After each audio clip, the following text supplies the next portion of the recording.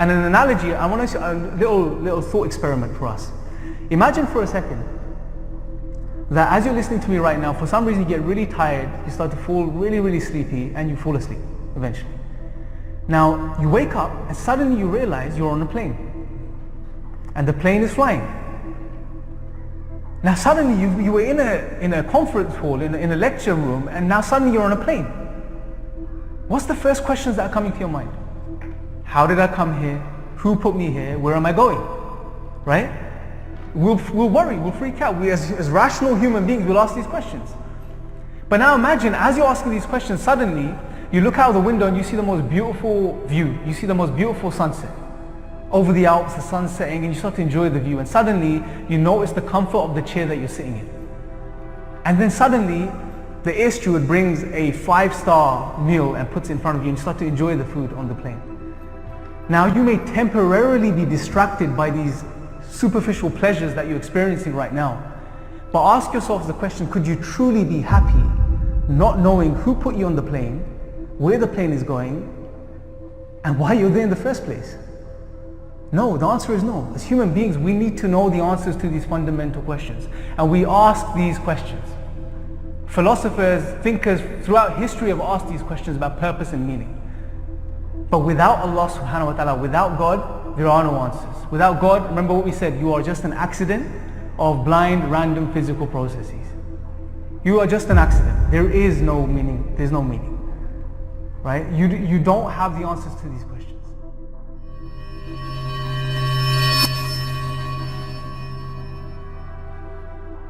Why should I wake up in the morning and brush my teeth and go to work if I'm just going to die? If that's my end, why should I do anything? Why? According to them, you're an accident, you die, and when you die, you become worm's meat. So what's the difference between having someone who saves millions of lives and someone who takes millions of lives? The end is the same. No ultimate justice. If you are an accident, if you are just a result of random blind physical processes without any creator, then there is no purpose in life. As human beings, we value things, right? Now, for example, if I gave you a hypothetical scenario, we have Brother Noble here, and say on this side of the table you had a chocolate bunny, a chocolate rabbit, right? Now, for some reason, Mohsin, he got really agitated, he got really angry, and he has a condition that he has to express his anger in one way or the other, yeah? So the way he expresses his anger is he has to take a hammer and he has to smash something when he's angry. Now imagine you have Noble on this side and you have a chocolate bunny on this side. He has to release his anger on one of these two things. Who would say, and he's asking everyone here, who would say take it out on Noble? Who would say take it out on the chocolate bunny? Okay, now here what we've done during this exercise, we have attributed value to Noble over the chocolate bunny. This is something very natural, it's innate, it's fitri, as I'm going to discuss. But why? But now put yourself in the mindset of an atheist who believes that everything is a result of blind, random, physical happenings. It's all random, we're all an accident. According to them, there is no difference between Noble and the chocolate bunny. Why? Noble is a rearrangement of physical stuff. The chocolate bunny is a rearrangement of physical stuff. They're just different arrangements of physical stuff, that's it. That's the only difference. But they will say, oh, Noble is, he's sentient, he's conscious, he's a human being, he's alive. They'll start to say stuff like this. Again, the fitra will speak out, right?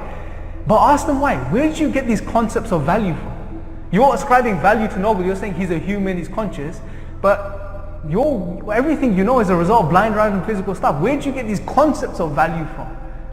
Where did you get this idea just because he's more conscious and he's rational, he's more valuable than the chocolate bunny? According to your worldview, it's all physical. It's just physical stuff. So they have a big problem there as well.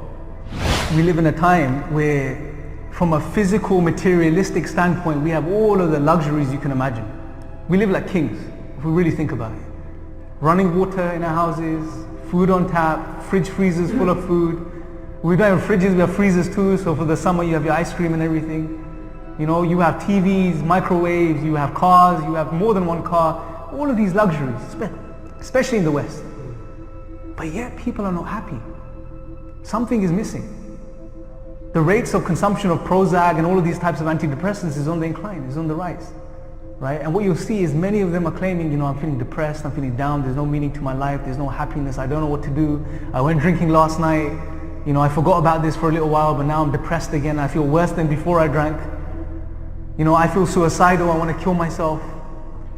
This is a real phenomenon. Philosophers in history, they wrote essays on purpose and meaning and then commit suicide afterwards. Because they didn't know what the purpose was. And when it comes to atheism and naturalism, the reason their worldview is so flawed is because when you go right down to the foundations, what do they believe? Let's summarize it in a nutshell. What they are saying is that everything that exists in the universe, in the visible world, and everything that exists is a result of blind, random, dead, physical stuff. That's been molecules and atoms that have been whizzing around for millions and millions and millions of years, randomly colliding into each other. They don't have a mind, they're not conscious, they don't have a power behind them. It's just random physical stuff colliding into each other over millions and millions of years, which have resulted in everything we see in existence today. Can you guys see the absurdity there? How do you go from dead, random physical stuff without any creator to an ordered universe? To human life, intelligent human life, conscious human life. How do you make that jump? How do you go from non-rationality to rationality? We as human beings are rational beings. We have the ability to reason. The atheist will claim he's rational. He would engage with us in a rational discussion. But you can't make sense of these things on their worldview. According to them, we are simply an accident.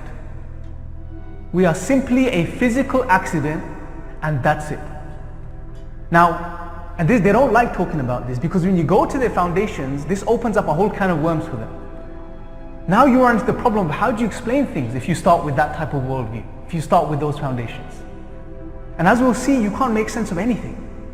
And this is what Allah subhanahu wa ta'ala in the Quran says. For example, He says, كَيْفَ تَكْفُرُونَ بِاللَّهِ. How can you deny Allah?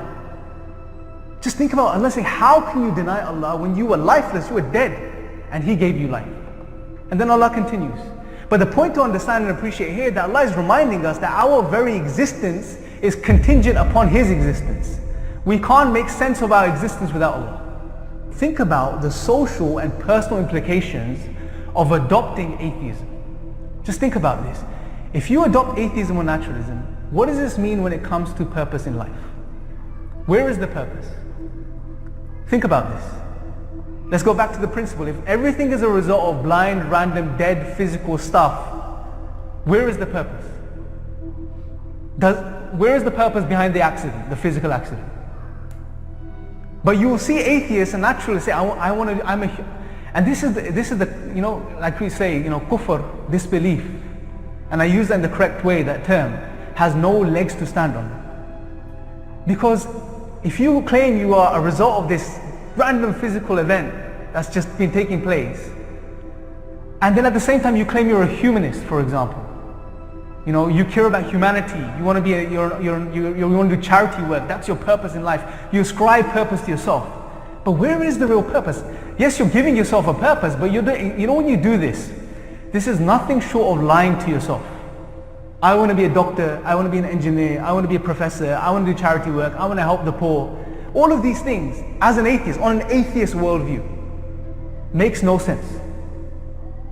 Makes no sense. If anything, according to their worldview, and if you adopt the view of sort of this naturalistic evolutionary process, the Darwinian mechanism, if you go by that view, then all you're here to do is survive and reproduce. You shouldn't even be concerned about caring for others. It's about survival of yourself and the survival of the fittest. Now obviously they try fudging this and give excuses to go around the bush, but that's besides the topic. That's not the part of the topic today. But the point I'm trying to get us to understand is that without Allah there is no purpose.